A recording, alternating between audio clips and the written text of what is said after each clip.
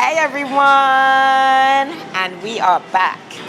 We are going to take you through a glutes and ham session today, and we are going to give you some tips on how to do the exercises. So stay tuned and let's get started. Let's go. Right guys, so I'm going to run through a few cues with you when it comes to the hip abductor machine. First things first, we're working all these areas, the glutes. So, as you can see, Shelly's sitting on the hip abduction machine. And first thing I want to make you guys aware is Shelly's position.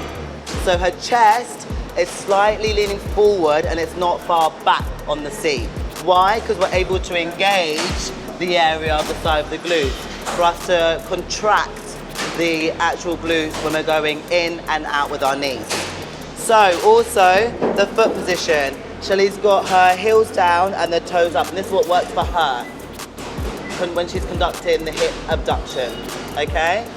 So nice and slowly, we're gonna bring our knees out, beautiful, and then we're gonna come back in nice and slowly to keep the glutes on time under tension.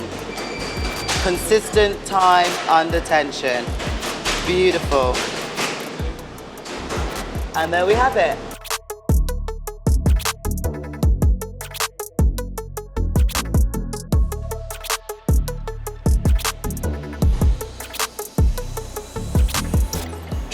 I can feel my glutes shake already. Wow. Time under tension, people. Woo! Can I just say, so if you go back on there, Yeah. and you will notice that we have different foot positions. As I said, foot positioning is up to you and how you feel comfortable and where you feel it hits. So I would say when you introduce a machine in and you're not sure of how it feels for you, move things around. Yeah. And then you'll find the most comfortable position that hits that muscle group. So remember that. Absolutely. So guys, now we're gonna run through the hip adductor machine. So the areas that we're gonna target with the hip abduction machine is the abductors. So a nice juicy muscle, literally inside the inner thigh. So first and foremost, again, you can see Shelly sitting on the machine, the hip abduction machine, and the chest is again slightly forward. Not too far back from the seat, but slightly forward. Now, as we're training the inner thigh, we're gonna make sure again that we've got constant time under tension. So we're gonna bring the knees in slightly and nice and slow with tempo that suits Shelly. And then we're gonna go out nice and slow to keep the adductors contracted at all times. Now again, foot positioning, you can see Shelly has got her toes up and the heels down. And this is what works for Shelly.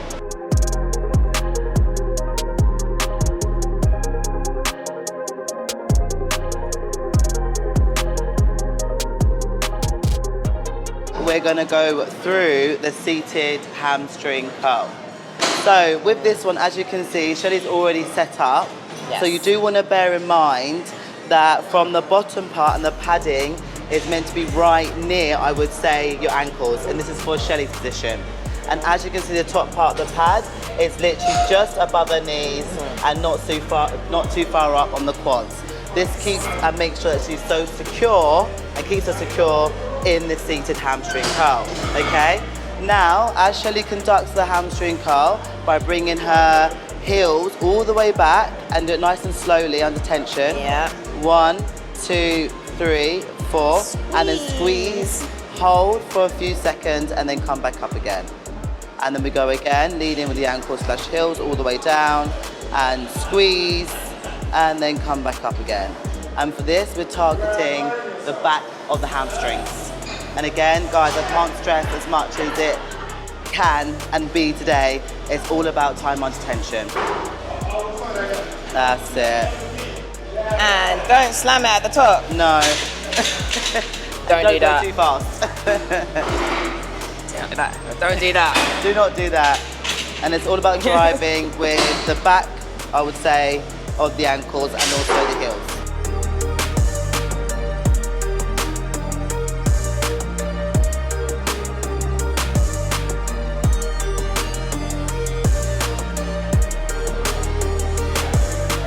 feel the spice. Another top tip. Make sure the pad sits above the knee joint.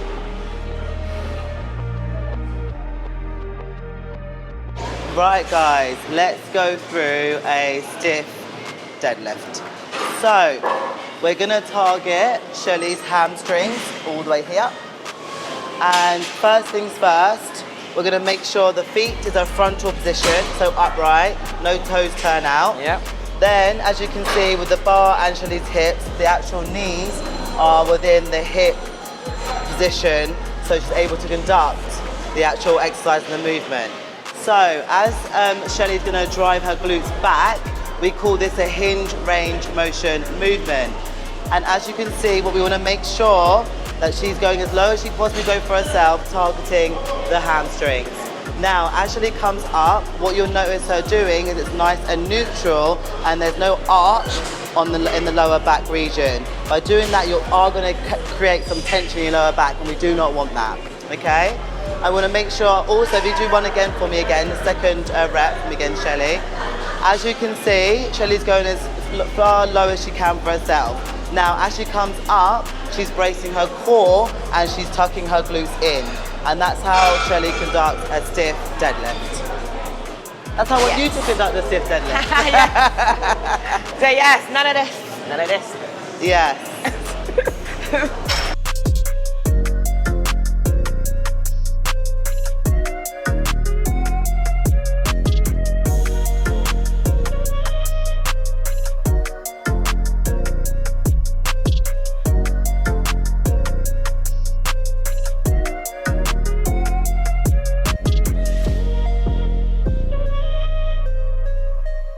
Right guys, so we're going to explain the leg press.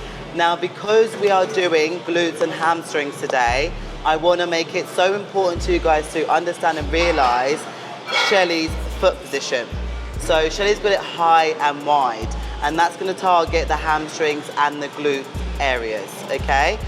Shelly's back is nice and flat into the seat, and the bum is nice and low into the seat as well. I see a lot of people going high into the seat and their back's not necessarily flat on the seat. And this can create also low back tension as well. So be mindful that you'll lock yourself in the leg press before you conduct the actual exercise. Okay, now let's go. Now, as you can see, Shelly's knees will go nice and low, get the full range of motion and hit and be in line on the outside of the chest. And then she'll extend her legs to get that tension in the hamstrings and the glute area. Great range of motion. Yeah. Nice tension and nice tempo. But keep soft knees at the top, because if you go heavy, you're gonna feel it through your knees. Absolutely, and no locking out on the knees as well. If you find locking out your knees is gonna hurt your knees, I would suggest you do no knee lockout either.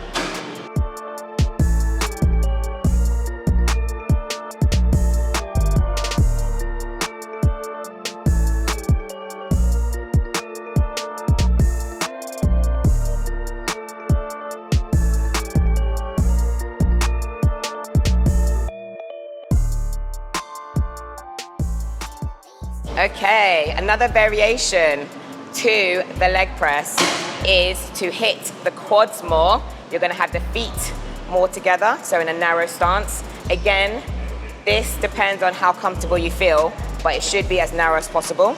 Your feet should be low, so if you notice her feet are placed low rather than high, so high hits the glutes and hams more, and the lower the feet, the more it should hit your quads. Okay, so she's gonna go down. It's a 1, 2, 3 down and a bit faster up. Because when the weight gets stacked, you'll need that power to drive it back up. And as you can see at the top of the movement, her knees will be soft.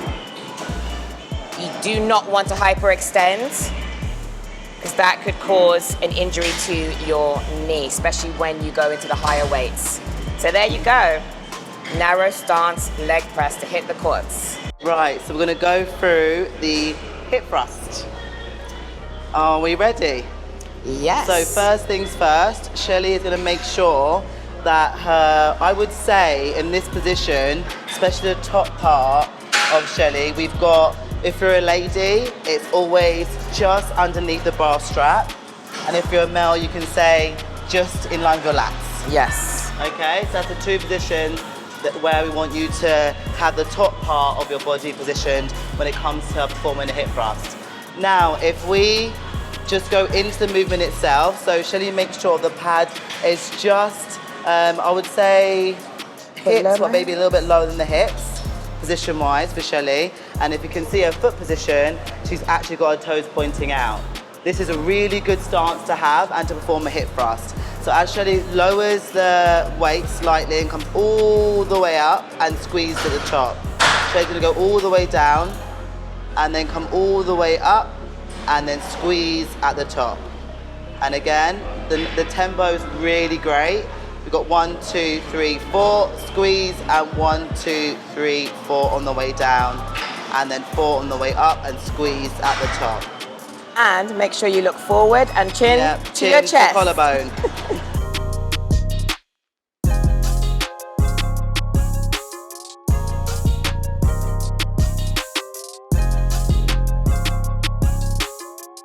So here we have a sumo squat with a dumbbell.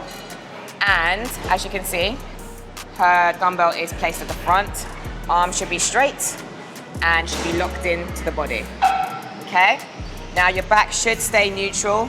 If you have a natural curve in the back, then hips under. And what you're gonna do is you're gonna drive your knees out and you're gonna go down until as much as you can, or if you can get the dumbbell to reach the floor, great. And then you drive back up. Okay? When you get to the top, you squeeze the glutes in. But you squeeze the glutes in without bringing the hips forward and thrusting or going backwards. So you keep it in line and neutral. So this is I could feel great this, tumble. Right underneath my glutes. Yes. And the hamstring tie-in. Yes. That's where I can feel it. That's correct, right? Yes, that is correct. So you should feel it there. And as I said, this is a great tempo. You want to do it nice and slow, but yet keeping the tension and then squeezing at the top. Yeah, and voila! That was a good shake. So guys, we took you through a glute and ham session with a little bit of cues and a little bit of, I would say, tension, muscle contraction, all that jazz. And this is how we train. This is what works with our bodies. Yes. So guys, do what's best for you and stay tuned. And make sure you subscribe and make sure you like. And watch this space. Ciao, ciao for now.